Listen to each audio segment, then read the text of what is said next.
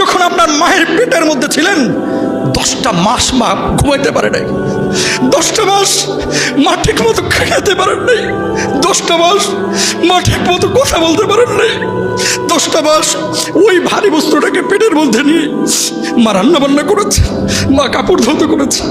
তখন washing machine ছিল না। ওই অবস্থাতেই দেখা যাচ্ছে মাঠের এই মানুষগুলোর জন্য রুটি বানিয়েছে।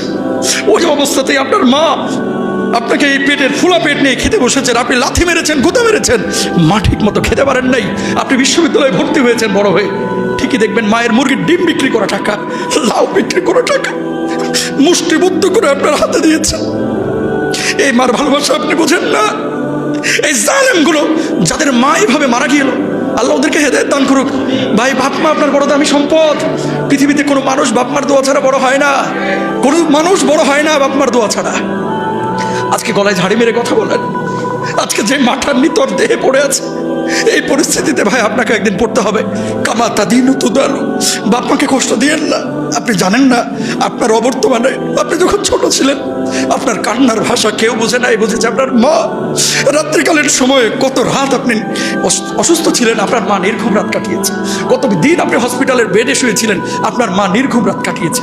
সুতরাং মায়ের এই শ্রমগুলোকে আপনি পৃথিবীর কোনো পারিশ্রমিক দিয়ে মূল্যায়ন করতে পারবেন না। ভাই, হাতটা জোর করে বলি, বাপ মার খেদমত করেন, বাপ মার খেদমত করেন। নামাজ পড়া যেমন ফরজ আল্লাহ করে দিয়েছেন, বাপ মার খেদমত করাকে আবার আল্লাহ রাব্বুল আলামিন তেমনই ফরজ করে দিয়েছেন। সুবহানাল্লাহ বলেন। মাকে কষ্ট দিয়েন না। এই পৃথিবীর বুকে কোনো মানুষ বাপ মার দোয়া ছাড়া বড় হতে পারে না। এই যে ইমাম সাহেবকে দেখছেন নামাজ পড়াচ্ছে, ও মায়ের দোয়ার কারণে এমনটা হয়েছে। এই মুয়াজ্জিনকে দেখছেন আজান দিচ্ছে, মায়ের দোয়ার কারণে হয়েছে।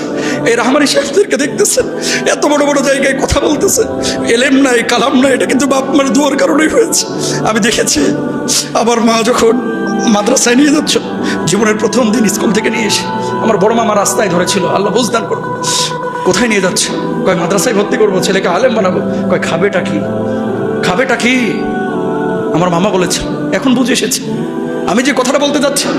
এই যে এই ছেলেটা, আমার মা সেদিন জবাব দিয়েছিল আমার আল্লাহ খাওয়াইবো। আল্লাহ এমন খাওয়ানো খাওয়াচ্ছে যে দিনের পরে দিন চলে যায়, ভাত চোখে পড়ে না, খালি বিরিয়ানি পোলাওই সামনে আসবে। আমি আমার কথা বলছি না ভাই, পৃথিবীতে বাপ মার দোয়া ছাড়া কেউ বড় হতে পারে নাই।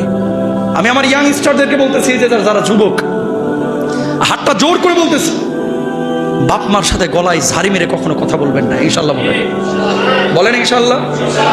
এই যে মুরব্বী, এই যে যাদের দাড়ি পেকে গেছে, অধিকাংশই মা মারা গিয়েছে, জানেন না ঘরে কি সম্পদ আছে। কালকে মাটা ঠিকই মারা যাবে, কাঁদবেন অনেক রাত, গভীর রাত্রে মাকে স্বপ্নে দেখে আঁতকে উঠবেন, অনেক কান্না করবেন।